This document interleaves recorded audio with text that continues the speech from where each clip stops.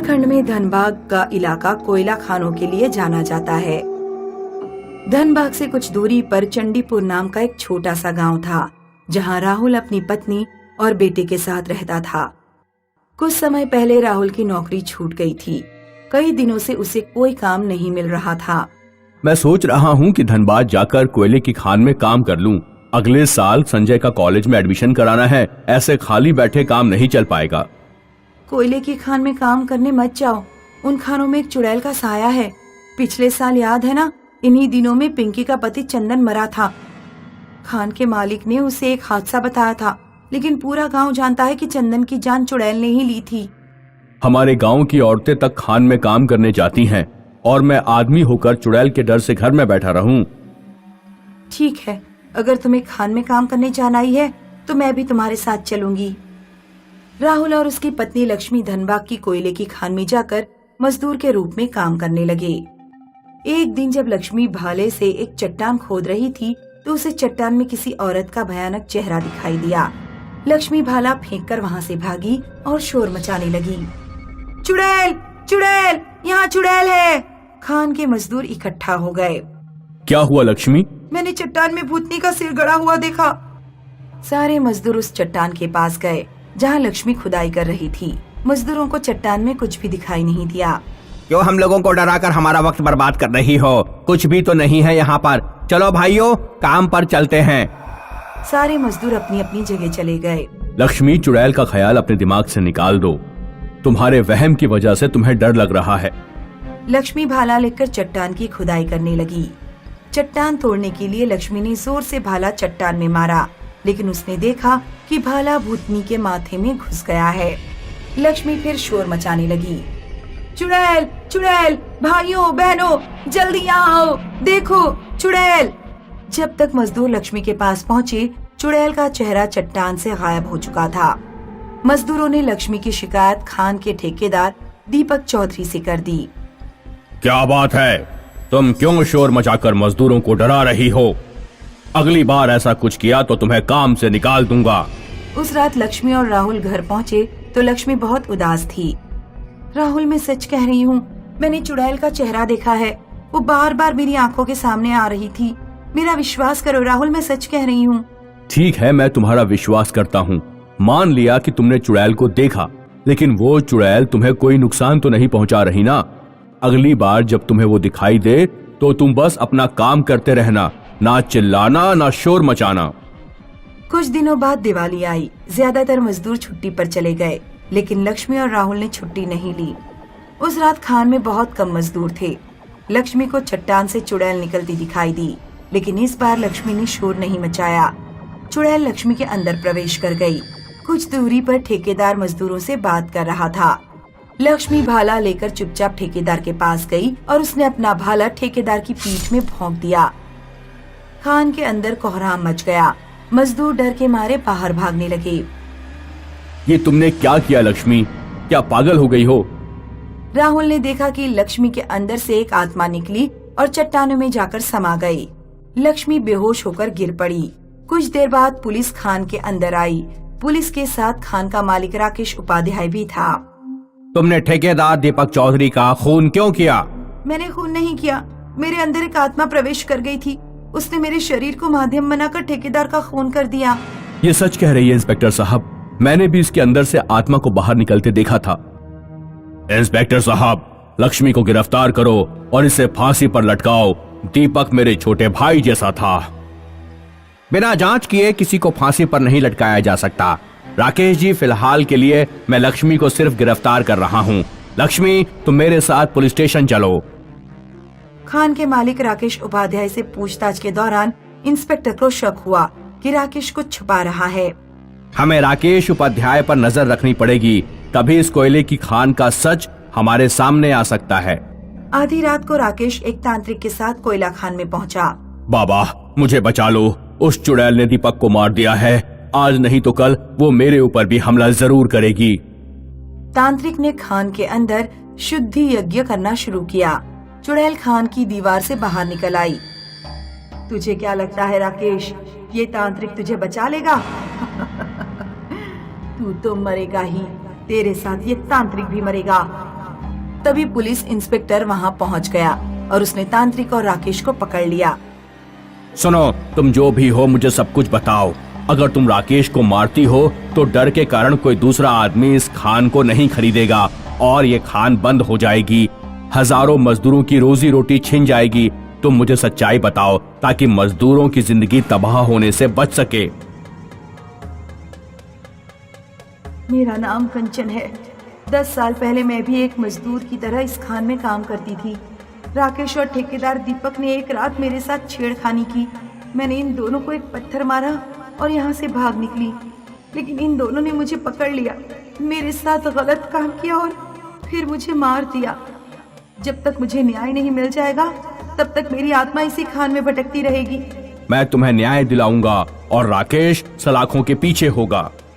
Police inspector Rakesh के खिलाफ case दर्ज करता है और राकेश को उम्र कैद की सजा होती है। लक्ष्मी जेल से छूट जाती है। खान नीलाम कर दिया जाता है और मजदूर उस खान में बिना किसी डर के काम करने लगते हैं। पीतमपुर नाम का एक गांव था जहां हीरा सिंह नाम का एक गरीब किसान रहता था। एक रात हीरा सिंह की पत्नी उससे बोली, सुनिए जी, राकेश के पास ना रजाई नहीं है, वो कंबल ओढ़कर ही सोता है। अगले महीने ठंड बहुत बढ़ जाएगी, बिना रजाई के काम नहीं चल पाएगा। मैं कल एक नई रजाई भरवा लाऊंगा। सोनी के पास रजाई है या उसके लिए भी एक भरवा लाऊं? है तो उसके पास भी नहीं, लेकिन अभी एक ही भरवा लाओ, अगली ठंडों में एक और भरवा लेंगे। हीरा अगले दिन रजाई लेने मुन्ना लाल रजाई वाले की दुकान पर पहुंचा। अगर नई रजाई भरवाओगे तो 1000 रुपए से कम नहीं पड़ेगी। मेरे पास एक बहुत अच्छी पुरानी रजाई है, वो बस कहने को पुरानी है, दिखने में एकदम नई है, और मैं तुम्हें वो रजाई सिर्फ 200 रुपए में दे दूंगा। इतनी सस्ती और इतनी अच्छी रजाई तुम्हें पूरे गांव में नहीं मिलेगी। हीरा ने बहुत खुश होकर पुरानी रजाई खरीद ली और उसे लेकर घर पहुंचा। मुन्ना लाल बहुत अच्छा आदमी है, इतनी बढ़िया रजाई उसने मात्र 200 रुपए में दे दी। उस रात हीरा का बेटा राकेश नई रजाई ओढ़कर सोया। आधी रात को राकेश को पेशाब लगी। राकेश ने देखा कि उसके बिस्तर में एक भूतनी लेटी हुई है। राकेश चिल्लाने लगा, बचाओ बचाओ। राकेश के चिल्लाने की आवाज सुनकर राकेश के मम्मी पापा और बहन उसके पास पहुँचे। क्या हुआ राकेश? पिताजी, मेरे बिस्तर में एक भूतनी लेटी है। हीरा बिस्तर से रजाई हटाता है। यहाँ तो कोई भूतनी नहीं है, जरूर तुम अंधेरे में बुरे ख्याल सोचने के कारण डर गए होगे। पापा, कल ये राहुल के मोबाइल पर डरावनी फिल्म देख रहा था, इसे अंधेरे में उसी का ख्याल आ गया होगा, डरपोक। राकेश को भी लगा कि शायद उसे भ्रम पैदा हो गया है। वो रजाई ओढ़कर दोबारा सो गया। अगली रात राकेश ने सोते समय लैंप बंद नहीं किया और बिस्तर के बिल्कुल बीचों बीच में सोया। उस रात जब वो पेशाब करने के लिए उठा तो उसने अपने सिर के बराबर में भूतनी के पैर देखे। पिताजी, पिताजी। राकेश डर कर अपने कमरे से बाहर भाग गया। क्या हुआ राकेश? क्या आज फिर कोई गड़बड़ है?